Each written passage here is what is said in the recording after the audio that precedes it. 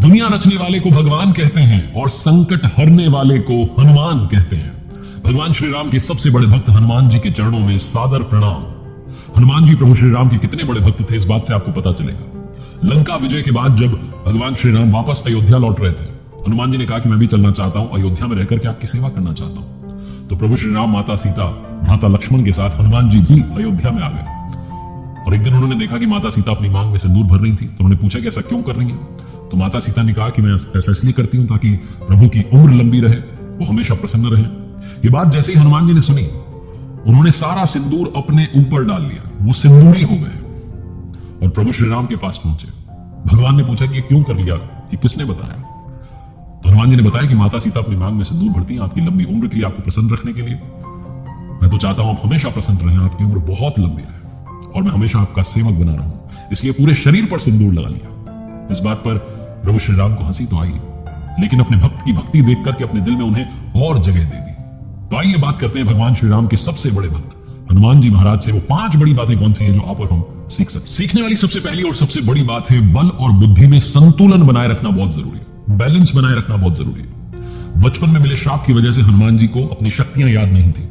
जामवंत जी ने उन्हें याद दिलाया कि आप ये समुद्र पार करके जा सकते हो और माता सीता का समाचार लेकर आ सकते हो। जैसी शक्तियां याद आई तो समुद्र के ऊपर उड़ने लगे। जब उड़ रहे थे और लंका जा रहे थे तो अचानक बीच समुद्र में उन्हें सुरसा नाम की राक्षसी मिली, जिसका शरीर पहाड़ जितना विशाल था, और उसने हनुमान जी का रास्ता रोक लिया। कहा कि मुझे तो देवताओं ने भोजन दे दिया, अब तो मैं भोजन करूंगी, तुम्हें ऐसे जाने नहीं दूंगी।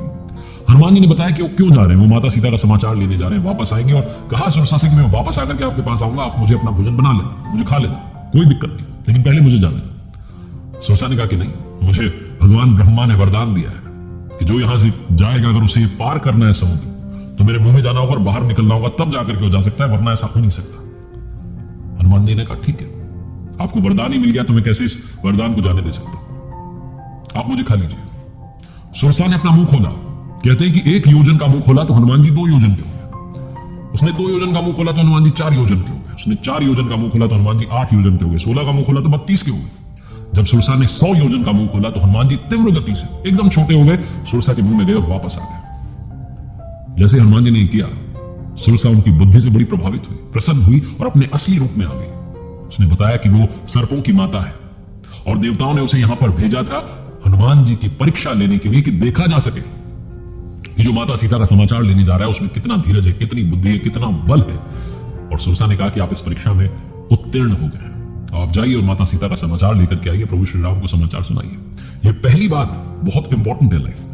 बल और बुद्धि में बैलेंस बना करके रखना बड़ा जरूरी है। मालूम होना चाहिए कि कहां बड़ा बनना है और कहां छोटा बनना है, छोटे रहकर के काम निकाल लेना है। दूसरी बड़ी बात जो उनसे सीखी जा सकती है वो है मैनेजमेंट। लंका विजय को आसान बनाने का काम किया था प्रभु श्री राम के सबसे बड़े भक्त हनुमान जी।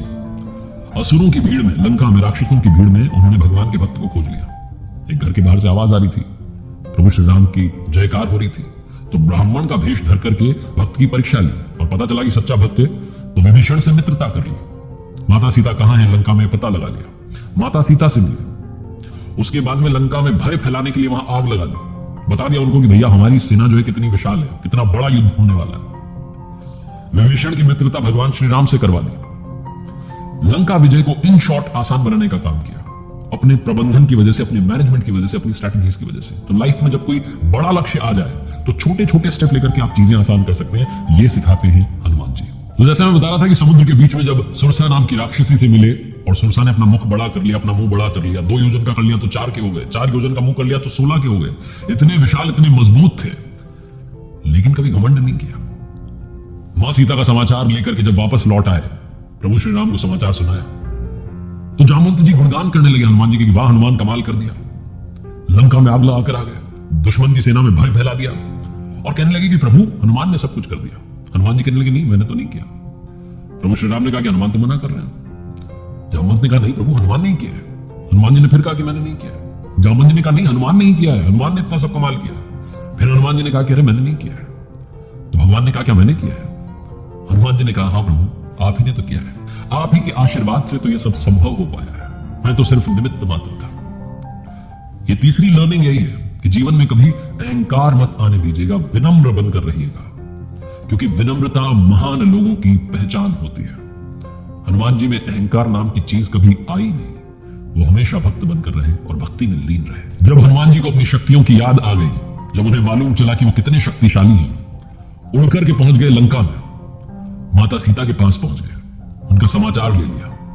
वो चाहते तो पल में मां सीता को वहां से छुड़ा करके वापस प्रभु श्री राम के पास ला सकते थे, लेकिन उन्होंने ऐसा नहीं किया। मां जब रूठ गई, कहने लगी, हनुमान जी से मिली तो सबसे पहले कहने लगी कि प्रभु श्री राम को गुस्सा नहीं आ रहा, मैं यहां पर हूं, वो तो सब कुछ कर सकते हो, मुझे यहां से लेकर क्यों नहीं जाते?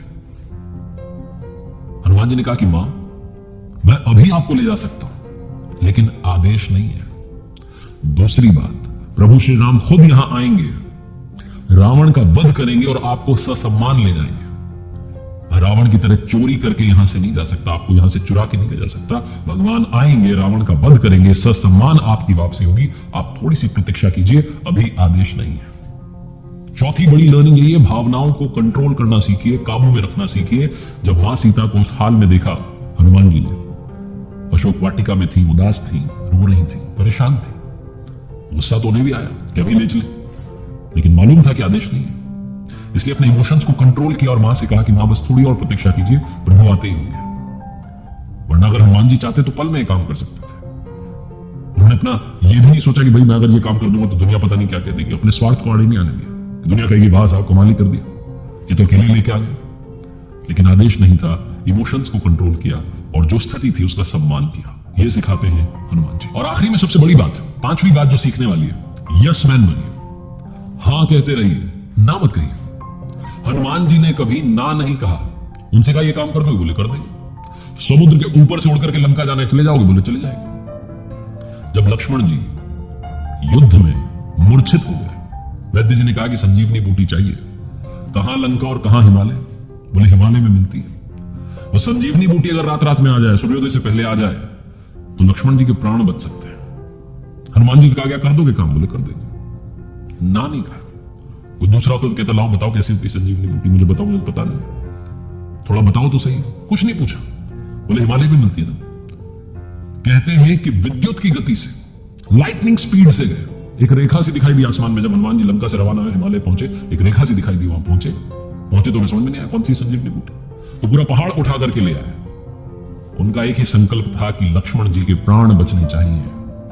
प्रभु की आंखों में जो आंसू आए हैं उन्हें और उदास नहीं करना है, प्रभु के चेहरे पर मुस्कान आनी चाहिए, उनके भ्राता के प्राण बचने चाहिए। वो पूरा पहाड़ लेकर के आ गए, लेकिन ना नहीं कहा। अगर आप भी लाइफ में कुछ बड़ा अचीव करना चाहते हैं तो ना कहना बंद कीजिए, यस मैन बनिए। और जाते जाते हनुमान नाम के पीछे की कहानी। हनुमान जी के पिता का नाम केसरी जी था। रामायण के अनुसार बचपन में हनुमान जी का नाम बजरंग बली था। हनुमान नाम कैसे पड़ा? खेल खेल में एक बार उन्होंने सूर्य देव को अपने मुंह में ले लिया, सृष्टि में अंधेरा छा गया। ये बात जब देवराज इंद्र को मालूम चली तो गुस्सा हो गए, अपना वज्र लेकर के आए और बाल हनुमान की ठोड़ी पर प्रहार किया। ठोड़ी टूट गई। ठोड़ी को संस्कृत में हनु कहते हैं, वहीं से उनका नाम हनुमान पड़ गया। आखिरी में बस यही प्रार्थना है कि संकट मोचन संकट हर लो, मंगल के दिन मंगल कर दो। बड़ी आशा लेके आया तेरे द्वार पे। हम सब पर आशीर्वाद भगवान हनुमान का बना रहे, उनकी कृपा बरसती रहे और हम सब के अंदर उनके जैसी भक्ति करने की शक्ति आ जाए, तो इससे बढ़कर और क्या चाहिए।